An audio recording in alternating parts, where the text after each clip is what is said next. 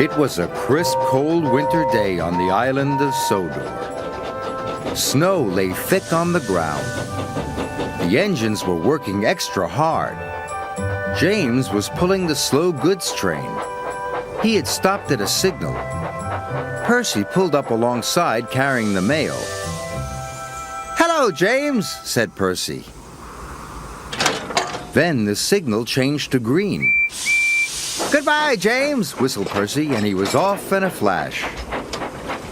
"I was here first," grumbled James. "Why do I have to wait?" "The mail train is more important than slow goods," said his driver. Later, when James stopped for water, Thomas was already in front of him. "I have to go first," said Thomas excitedly.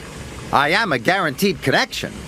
"Everyone has a more important job than me," grumbled James. "Nonsense," said Thomas. "Everyone knows you're a really useful engine." But James wanted to be an important engine, too. Later that day, Sir Topham Hatt came to see James. "You must take coal to all the stations on the island," he boomed. "If the fires in the waiting room go out, the passengers will get cold and complain." "It is a very important job," he added. "You can rely on me, sir," said James proudly. Sir Topham Hatt left. James was excited. "An important job," he said happily. "Pah!" sniffed Gordon. "It's only a load of coal after all." "Nonsense," snorted James. "I am going to keep the passengers warm. What could be more important than that?" And he wheeshed over to the water tower.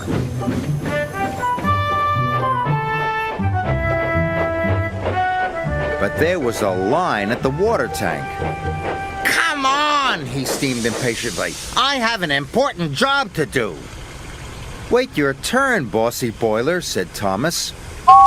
James felt too important to wait, so he didn't. James rushed to the coaling station. He met Edward waiting at a junction.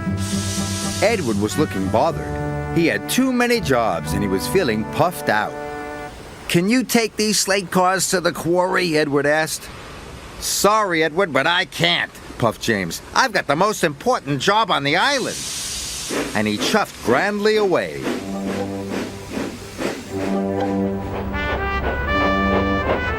James arrived at the coaling station. He buffered up to the coal cars and was on his way.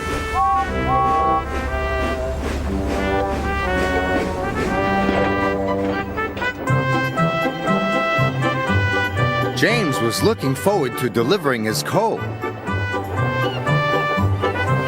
"Now I'm useful and important," he chuffed happily. Then there was trouble. James puffed harder and harder. He went faster and faster. And then he began to feel hotter and hotter. "I don't feel well," wailed James. And he had to stop. "Your water tanks have run dry," his driver told him. "We'll have to wait for help." Just then, Edward pulled up beside James. "Please push me to the water tank," pleaded James. "I'm sorry," Edward puffed sadly. "You wouldn't take my freight cars to the quarry, and now I'm running late with my passenger train." And Edward steamed away.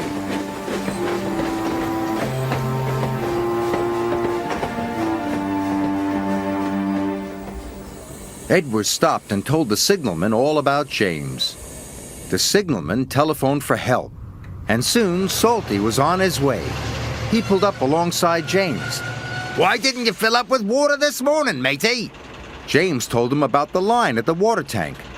"I've heard you were too busy to help Edward too," said Salty.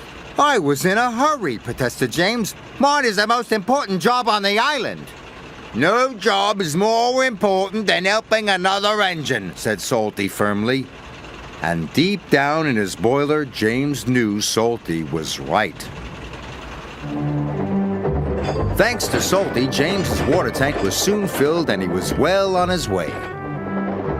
He knew he had to make up for lost time. Then James saw Diesel up ahead. He had broken down and looked unhappy.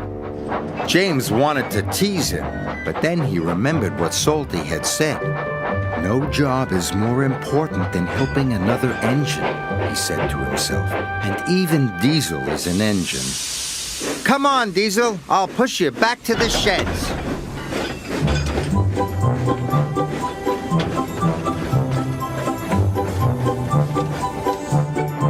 Pushing Diesel and pulling freight cars was hard work. At last, James got Diesel to the repair yard, but he still had to deliver his coal.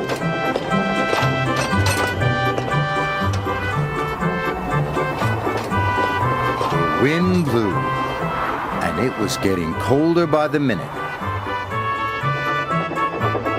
James steamed all over the island delivering coal to the station waiting rooms.